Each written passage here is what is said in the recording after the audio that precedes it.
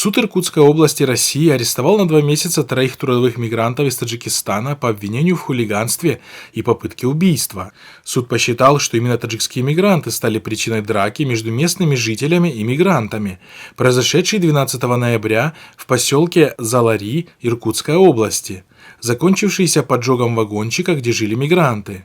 В результате поджога погибли 21-летний уроженец Файзабада Хасанзода Насимджон Саидали и 19-летний уроженец Гиссара Гулзада Сираджидин Амонулло. Прокуратура Иркутской области поставлена на контроль ход и результаты расследования уголовного дела, возбужденного Следственным управлением Следственного комитета. Следственные органы России полагают, что главными подозреваемыми в этом уголовном деле являются таджикские граждане Курбонмат Садиков и Далер Хасанов, которых они обвиняют в попытке убийства, а также Джумабой Искандаров, обвиняемый в хулиганстве. Все трое из числа тех, кто в результате поджога был госпитализирован в больницу с различными травмами.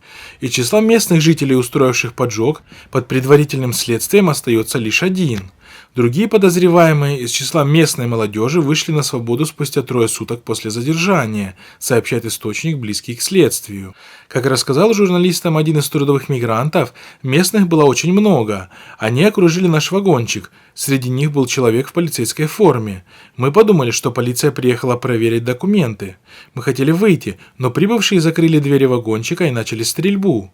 Вагончик загорелся. Мы, задыхаясь от дыма, выбили дверь и вышли на улицу, где нас начали бить дубинками и железными прутьями. Кроме того, очевидцы утверждают, что мужчина в полицейской форме, которого вначале задержали, был освобожден из-под стражи. В прокуратуре Иркутской области и Главном управлении МВД России по Иркутской области отказались объяснить причину освобождения сотрудника полиции, участвовавшего в нападении на вагончик таджикских строителей.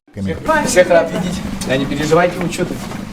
Примечательно, что подобное отношение российских правоохранительных органов к трудовым мигрантам из центральноазиатских стран происходит не впервые.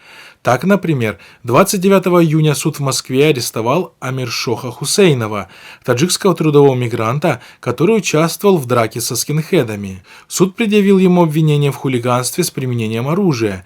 Несмотря на очевидность того, что именно скинхеды во время драки угрожали своим оппонентам ножами и пистолетом, российский суд не усмотрел в их действиях ничего противозаконного и оставил их на свободе. Россия для русских! Восточный москвичей! Россия!